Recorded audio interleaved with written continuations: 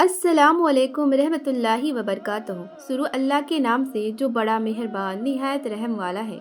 यह कहानी है नबी पाक सल्लल्लाहु अलैहि वसल्लम के जीवन की, जब उन पर अल्लाह ने पहली वही नाजिल की। यह कहानी है हजरत मोहम्मद मुस्तफ़ा सल्लल्लाहु अलैहि वसल्लम के जीवन के उस अहम पल की, जब उन्होंने गारे हिरा की गुफा में पहली बार अल्लाह के फरिश्ते जिब्राईल अलैहिस्सलाम से वही प्राप्त किया। यह घटना उस समय की है जब हजरत मोहम्मद मुस्तफ़ा सल्लल्लाहु अलैहि वसल्लम मक्का की शोर शराबे से दूर जबल अर-नूर पर्वत पर स्थित गारे हिरा में तन्हाई में बैठकर इबादत और तफक्कुर किया करते थे। हजरत मोहम्मद मुस्तफ़ा सल्लल्लाहु अलैहि वसल्लम को मक्का में लोगों के बुरे आचरण, अत्याचार और उनके जीवन के ढांचे से बहुत कष्ट होता था। वे अक्सर गारे हिरा में चले जाते ताकि वे अल्लाह के बारे में सोच सके और दुनिया के इस हालात से बाहर एक सही रास्ते की तलाश कर सके। एक रात जब आप गुफा में अकेले बैठे थे, अचानक एक अजीब घटना घटी। जिब्राईल अलैहिस्सलाम उनके पास आए और उनसे कहा, इकरा यानी पढ़ो। हजरत मोहम्मद मुस्तफ़ा सल्लल्लाहु अलैहि वसल्लम ने जवाब दिया, मैं पढ़ा हुआ नहीं हूँ। फिर जिब्राईल अलैहिस्सलाम ने उन्हें फिर से पकड़ा और कहा, इकरा यानी पढ़ो। इस बार जब मोहम्मद मुस्तफ़ा सल्लल्लाहु अलैहि वसल्लम ने मना किया तो जिब्राईल अलैहिस्सलाम ने उन्हें मजबूती से पकड़ा और कहा, पढ़ो अपने रब के नाम से जिसने बनाया। आप वहाँ पर बैठकर अल्लाह की इबादत कर रहे थे और उसी वक्त जिब्राईल अलैहिस्सलाम ने वही दी तो आप बहुत डर गए। यह आपके लिए एक बहुत बड़ा हैरत अंगेज अनुभव था, क्योंकि इससे पहले आपने कभी ऐसी घटना नहीं देखी थी। जब आप गारे हिरा से बाहर आए तो आपका दिल बहुत घबराया हुआ था। नबी पाक के चेहरे पर चिंता के निशान थे और शरीर पर कपकपी सी आ रही थी।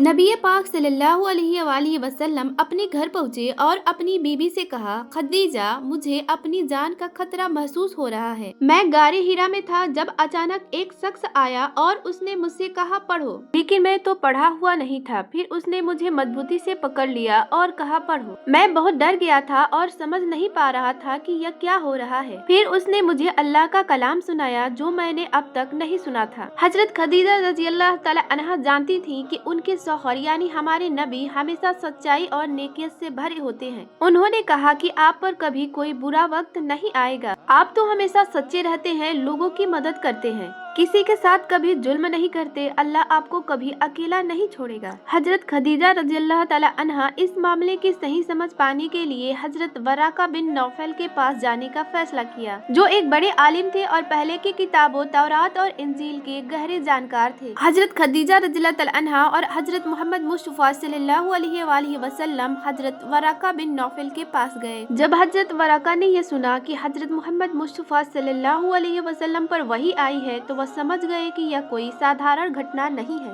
हजरत वराका ने कहा कि यह तो वही फरिश्ता है जो पहले हजरत मूसा अलैहिस्सलाम पर और हजरत ईसा अलैहिस्सलाम पर आता था। आप पर जो कुछ भी हुआ है वह वही है जो एक नबी पर आती है। आप सच्चे नबी हैं और अल्लाह ने आपको इस काम के लिए चुना है। हजरत वराका बिन नौफल हजरत खदीजा के चाचा थे और एक बहुत बड़े विद्वान थे और ईसाई धर्म के जानकार थे। उन्होंने नबी पाक सल्लल्लाहु अलैहि वसल्लम से कहा, अगर मैं इस समय तक जिंदा रहा तो आपकी मदद करूंगा। आपका रास्ता कठिन होगा और आपको परेशानियां सहनी पड़ेगी। हालांकि हजरत वराका बिन नौफल का इंतकाल जल्दी हो गया और नबी पाक सल्लल्लाहु अलैहि वसल्लम के संघर्षों में वह हिस्सा नहीं ले सके। इसके बाद नबी पाक सल्लल्लाहु अलैहि वसल्लम पर वही का सिलसिला जारी रहा और वह धीरे धीरे इस्लाम का तबलीग करने लगे। सबसे पहले तबलीग में नबी पाक सल्लल्लाहु अलैहि वसल्लम ने अपनी करीबी मित्रों और परिवार वालों को इस्लाम का पैगाम दिया। इस्लाम की तबलीग के बाद मक्का के काफिरों ने इसका विरोध करना शुरू किया और वह नबी पाक सल्लल्लाहु अलैहि वसल्लम और उनके सहाबियों को तंग करने लगे, उन्हें प्रताड़ित करने लगे,